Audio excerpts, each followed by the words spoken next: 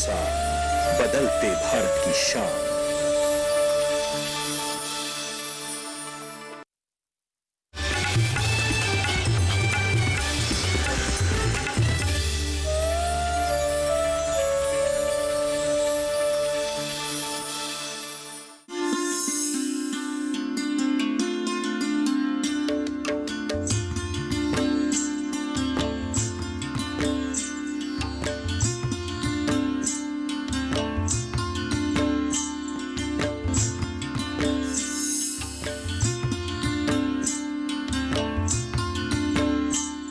नमस्कार, आप देख रहे हैं दूरदर्शन किसान कार्यक्रम गांव किसान में आप सभी का स्वागत है। गांव किसान कार्यक्रम में हम आपके लिए कृषि से संबंधित लाभकारी जानकारी अपने 3 सेगमेंट खेती किसानी, हमारा पशुधन और कामयाब किसान की दास्तान के जरिए लेकर आए हैं। तो आइए शुरू करते हैं आज का ये कार्यक्रम। हमारे देश में किसान बड़े पैमाने पर सब्जी की खेती से जुड़े हुए हैं और सब्जी की खेती के दौरान किन बातों का ध्यान रखना चाहिए ताकि अच्छा उत्पादन आप प्राप्त कर सके, इस बारे में महत्वपूर्ण जानकारी के लिए हमारे संवाददाता अतनु टिकैत ने बात की कृषि विशेषज्ञ से। आइए देखते हैं। नमस्कार, डीडी किसान में आपका स्वागत है। आज हमारे साथ हैं भारतीय बागवानी कृषि अनुसंधान के निदेशक श्री दिनेश कुमार जी। सर, सबसे पहले तो आपका स्वागत है। नमस्कार। नमस्कार। सर, मैं आपसे जानना चाहूँगा, ये जो क्षेत्र है यहाँ पानी की बहुत कमी है, जिसके लिए आपने पानी को ध्यान में रखते हुए, जल को ध्यान में रखते हुए सिंचाई या ऐसे कोई माने बीज का वो आप लोगों ने उत्पाद किया जो किसानों के लिए हितकर हो? हाँ, आज तक हम जो रूट स्टॉक बोलते हैं, हमारा साउथ ईस्ट नेशंस में जो कोरिया हो, थाईलैंड हो या वियतनाम हो, वहाँ इस रूट स्टॉक का हम तो फल में तो है वो रूट स्टॉक्स, लेकिन सब्जियों में नहीं है। इसका हमने वेजिटेबल क्रॉप्स में अभी एक विकसित किए हैं, वो टमाटो के लिए। ये ब्रिंजाल का रूट स्टॉक है, वो टमाटो में कर रहे हैं अभी। ये अभी वाटर लॉगिंग हुआ तो ये 6 से 7 दिन तक वो प्लांट को कुछ नहीं होगा। जो हमने इस मेले में वो डेमोन्स्ट्रेट भी किए हैं उसका। और ऐसे ही जो चिल्लीस है ना, जिससे उसको लाभ होगा और वो ग्रेडिंग करके अच्छी चीज़ों को ला सकता है मार्केट में। तो इसके लिए सर किस तरह की आपकी यहाँ रिसर्च और क्या जो चल रहे हैं उसके बारे में थोड़ा सा जानकारी दे सकते हैं सर? हमारा पास बहुत सारे बायोपेस्टिसाइड्स भी हैं और हमने 12 वेजिटेबल्स में अभी ऑर्गेनिक फार्मिंग का प्रैक्टिस स्टैंडर्ड किए हैं। उसका पूरा जो कैसे इसको कल्टीवेट करना, क्या क्या स्प्रे करना, जो करना है तो भी वो सभी का हमने पैकेज ऑफ प्रैक्टिसेस अभी किए हैं। सो इसलिए वो 12 वेजिटेबल्स में जो सब्जी उनका है वो उसमें अभी स्टैंडर्ड हो गया है। वो उसका पूरा टेक्निक हम जो किसान लोगों को दे सकते हैं। और हमारा कुछ ऐसा फसल का वैरायटी है जो आपका सीताफल, आप शायद एक हमारा वैरायटी है अर्का साहन करके, उसको पॉलिनेशन करना चाहिए क्योंकि वो उसका साइज़ होता है 500 से 600 ग्राम तक और उसमें बीज बहुत कम रहता है और उसका शेल्फ लाइफ भी थोड़ा ज़्यादा है ऑर्डिनरी जो सीताफल से। उसका हम पॉलिनेशन का भी ट्रेनिंग करते हैं किसान लोगों को फ्री। कार्यक्रम गांव किसान में वक्त है एक छोटे से ब्रेक का। ब्रेक के बाद देखेंगे हमारा पशुधन। आप बने रहें दूरदर्शन किसान पर।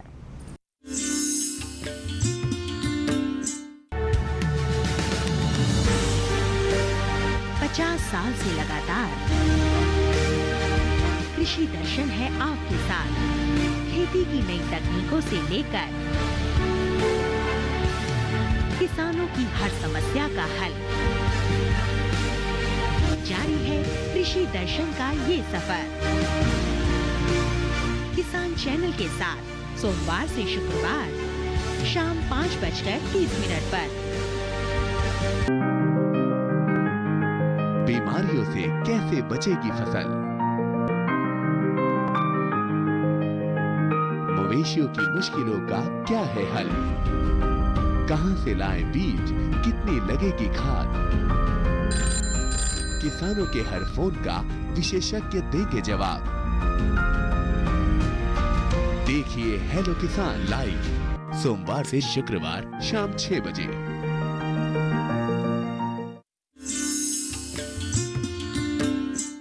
ब्रेक के बाद आप सभी का फिर से स्वागत है कार्यक्रम गांव के साथ में। और अब बारी है हमारे अगले सेगमेंट हमारा पशुधन की, जिसमें आज हम बात करने जा रहे हैं गौ पालन के बारे में। जी हाँ, खेती किसानी के साथ साथ अगर आप जो संबद्ध क्षेत्र है उससे भी जुड़े तो फिर आप अपनी आमदनी काफ़ी बढ़ा सकते हैं और गौपालन इसमें एक बेहतरीन विकल्प आपके पास है। इससे न सिर्फ आप अपनी ज़रूरतें पूरी कर सकते हैं बल्कि आमदनी के लिहाज से भी ये एक बहुत अच्छा विकल्प आपके सामने है। तो गौपालन से जुड़ी अधिक जानकारी के लिए आइए देखते हैं ये रिपोर्ट। मैं छावला गांव का निवासी हूं। मैंने अपनी पोस्ट ग्रेजुएशन के बाद सोचा कि हम अपने जो पुश्तैनी काम है उसको बढ़ावा दें और उसी को किया जाए। हमने यहाँ पे देसी गाय की नस्लें 4-5 किस्म की रखी हुई हैं, जिसमें कि हरियाणवी नस्ल है, थार पारकर है, साहिवाल है, गिर नस्ल है, काफ़ी नस्लें हैं और इसमें 10 से 12 लोगों के योगदान से हम इस काम को, इनकी सेवा कर पाते हैं।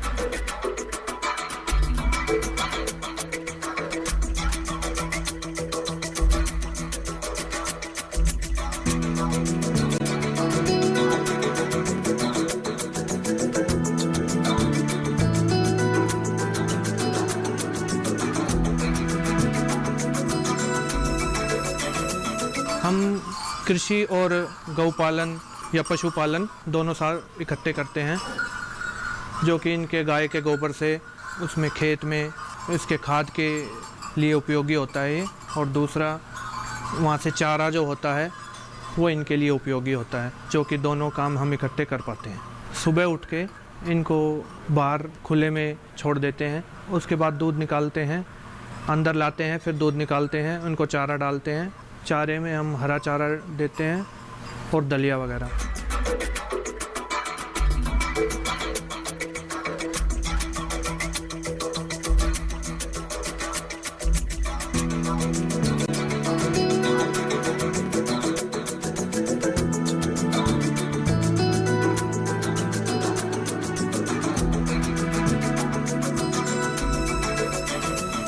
जब सुबह उठते हैं हम तो सुबह उठ के आते हैं तो गौ सेवा में लग जाते हैं।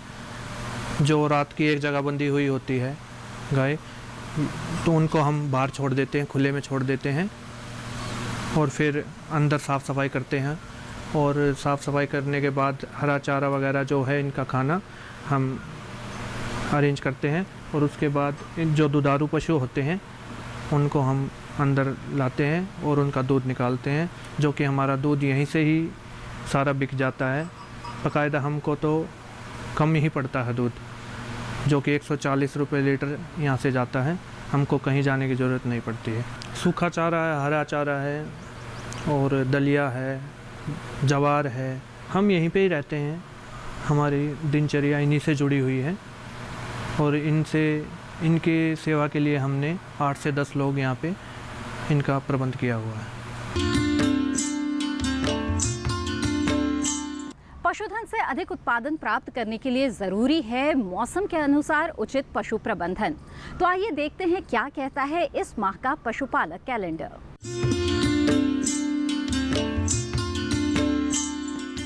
अगस्त माह में ध्यान देने वाली बातें। बरसात के मौसम में पशु घरों को सूखा रखे। पशु घरों को मक्खी रहित करने के लिए नीलगिरी या नींबू घास के तेल का छिड़काव करते रहें।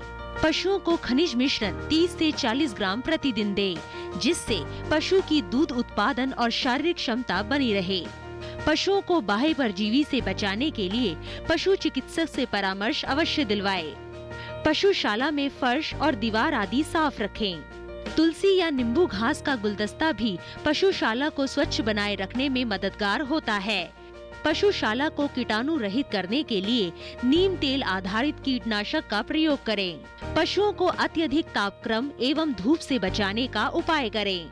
मुंह पका खुरपका रोग, गलघोटू रोग, ठप्पा रोग और फड़किया रोग आदि के टीके नहीं लगवाए हैं तो कृपया अभी टीके लगवा लें। भेड़ बकरियों में PPR, भेड़ चेचक व फड़किया रोग होने की संभावना रहती है, इसलिए इन रोगों से बचाव के लिए टीके अवश्य लगवाएं। मुंह पका खुरपका रोग से ग्रस्त पशुओं को अलग स्थान अथवा बाड़े में बांधें, ताकि संक्रमण स्वस्थ पशुओं में नहीं हो। रोग ग्रस्त पशुओं के मुंह, खुर व थनों के छालों को लाल दवा का 1% घोल बनाकर धोएं। गलघोटू व ठप्पा रोग के लक्षण दिखते ही तुरंत पशु चिकित्सक से संपर्क करें।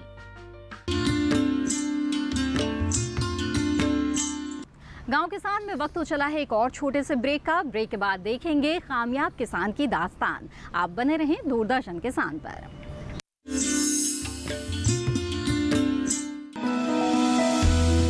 जानकारी जो किसानों के लिए हो लाभकारी,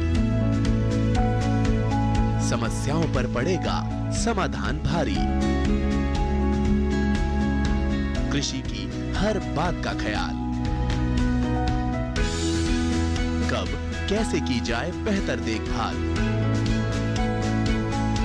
जानिए विशेषज्ञों के साथ, देखिए खेत खलिहान, सोमवार से शुक्रवार सुबह 7 बजे डीडी किसान पर।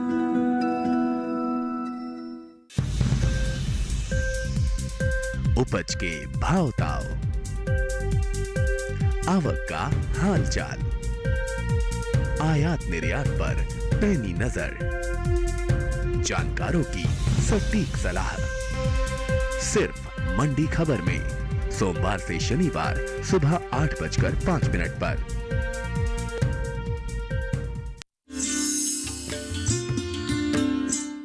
ब्रेक के बाद आप सभी का फिर से स्वागत है। आप देख रहे हैं कार्यक्रम गांव किसान।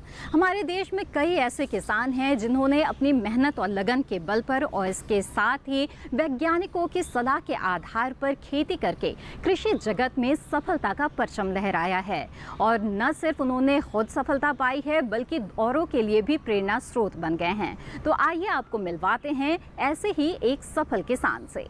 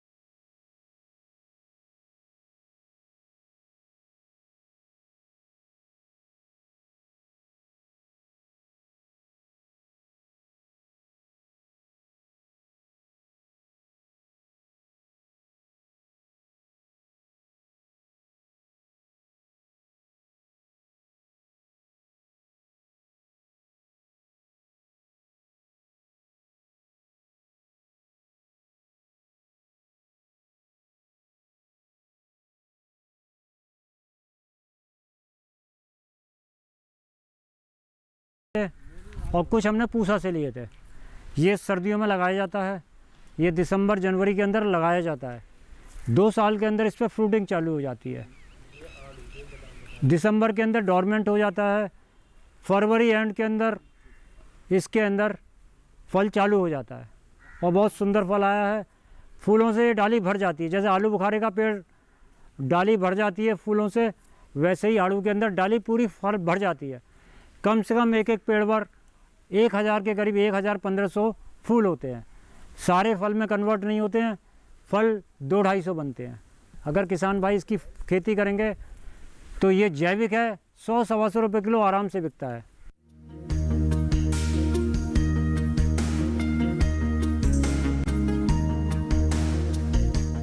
जो मार्च में लगाई गई हैं, घिया है, तोरई है, भिंडी, टिंडा, करेला, मिर्चें, बैगन, प्याज और मूंग की दाल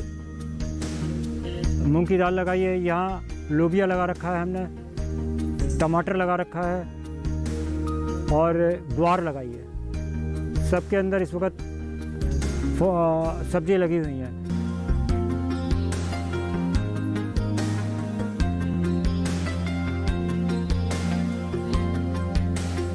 एक हमारे पास आता है इसका बालम खीरा।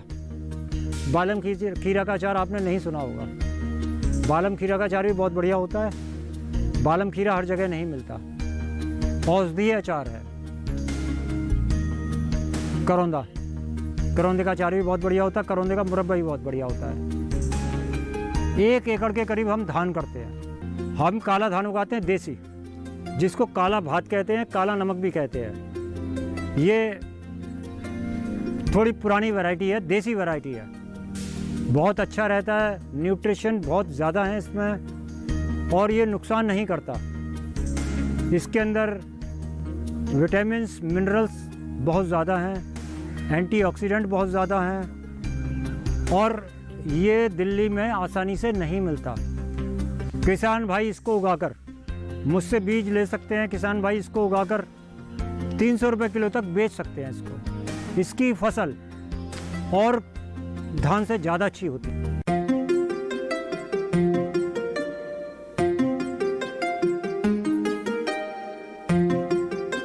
किसान भाइयों, धान बोने का समय आ गया है। धान की बुआई कुछ दिन में चालू हो जाएगी, कई जगह चालू हो भी गई है। धान की बुआई के बाद जब इसका रोपण होगा 1 महीने बाद, तो उसके 10-15 दिन बाद हम लोग ये अजोला आप देखिए, ये हम खेत में फैला देते हैं। ये जो अजोला है ये नेचुरल सोर्स है नाइट्रोजन का। ये नाइट्रोजन का नेचुरल सोर्स है। इससे नेचुरल नाइट्रोजन मिलता है खेत को, धान को, और ये टेडोफाइटा ग्रुप का प्लांट है।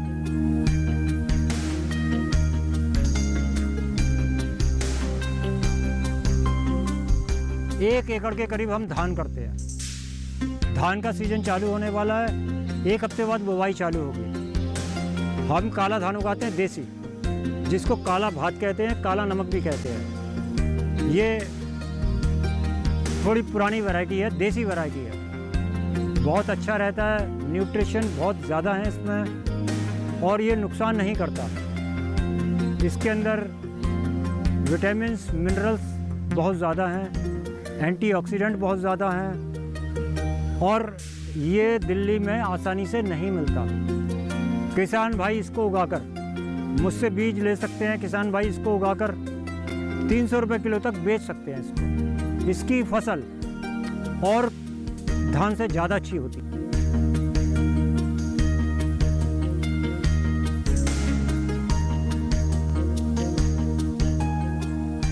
नाइट्रोजन का नेचुरल सोर्स है। ये जो है टेडोफाइटा ग्रुप का प्लांट है। इसके अंदर इनाबिना नाम का बैक्टीरिया होता है जो नाइट्रोजन का नेचुरल सोर्स है और इससे बड़ी अच्छी प्रोडक्टिविटी आती है खेत में। जिस वक्त हम रोपण कर देते हैं खेत के अंदर, उसके 10-15 दिन बाद जैसे ही हमारा धान खड़ा होने लगता है ढंग से, उसके बाद हम इसको खेत में ऐसे ही डाल देते हैं। पानी में इस तरीके से डाल देंगे और पानी में धीरे धीरे अपने आप पूरे फैल जाएगा। उससे क्या होता है, एक तो हमारा पानी भाप बन के नहीं उड़ेगा खेत में से और नेचुरल नाइट्रोजन मिलेगा हमारे खेत को। नेचुरल नाइट्रोजन, पोटास, फास्फोरस सब कुछ मिलेगा इससे। अलग से हम कुछ डालना चाहे तो अलग बात है, पर इससे सब कुछ मिलेगा। और जब हमारी धान की फसल तैयार हो जाती है तो ये खेत के अंदर मिल जाएगा और ये खेत का काम करेगा, खाद का काम करेगा अगली फसल के लिए। अगली फसल में भी खाद की जरूरत नहीं होगी।